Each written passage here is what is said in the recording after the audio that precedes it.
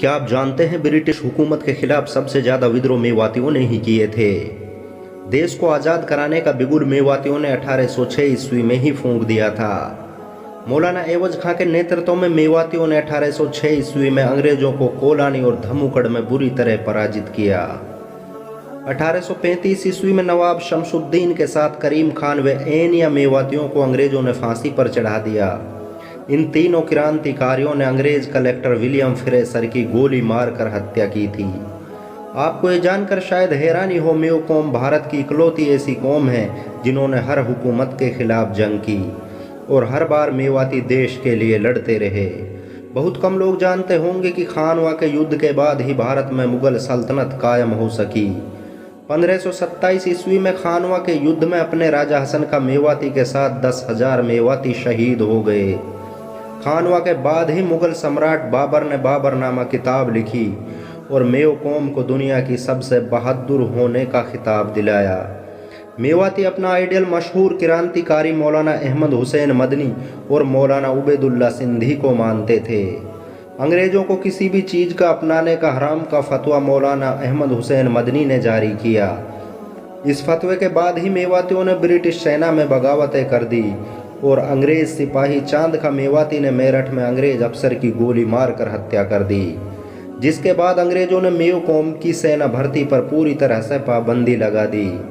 British हुकूमत द्वारा यह दुनिया का इकलौता मामला था जब पूरी कौम की सेना भर्ती पर बैन लगा हो। प्रथम विश्व युद्ध में जब अंग्रेजों को लड़ाकू योद्धाओं की ज़रूरत महसूस हुई तो उन्होंने मेवातियों पर लगी सेना भर्ती बैन को हटा लिया और मेवातियों को बड़े बड़े लालच देकर सेना में भर्ती करना चाहा, लेकिन मेवातियों ने अंग्रेजों की किसी भी चीज़ को अपनाने से इनकार कर दिया। आपको ये जानकर शायद हैरानी हो, मई 1857 से लेकर सितंबर 1857 तक अंग्रेज पूरे भारत पर कब्जा कर चुके थे और फिर अगले 13 महीनों तक वो सिर्फ मेवातियों से लड़ते रहे। इन 13 महीनों में अपने नेता मुफ्ती सदरुद्दीन के नेतृत्व में 10,000 मेवाती शहीद हुए, जिनका रिकॉर्ड आज भी गुड़गांव गजटियर रिकॉर्ड में मौजूद है। सुभाष चंद्र बोस द्वारा बनाई गई अस्थायी सरकार में मौलाना उबैदुल्ला सिंधी भारत के पहले गृह मंत्री बनाए गए। उनके कहने पर ही सैकड़ों मेवातियों ने आज़ाद हिंद फौज को ज्वाइन किया।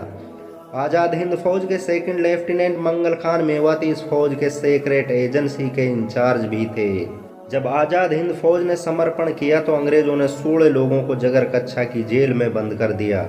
इन 16 लोगों में मंगल खान मेवाती भी मौजूद थे, जिनका फैसला 11 ब्रिटिश जजों की बेंच ने लाल किले में किया।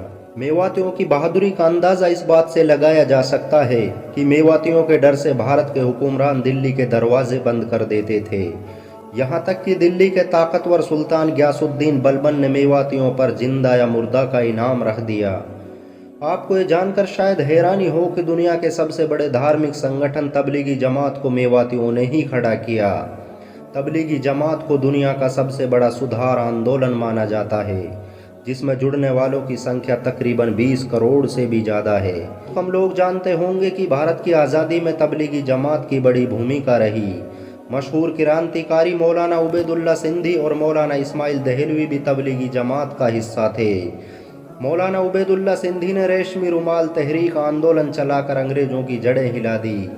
मेवातियों ने दुनिया को इंसानियत का पाठ पढ़ाने के लिए पूरी दुनिया के दौरे किए। तबलीग की दुनिया में मेवातियों का नाम बड़ी इज्जत से लिया जाता है।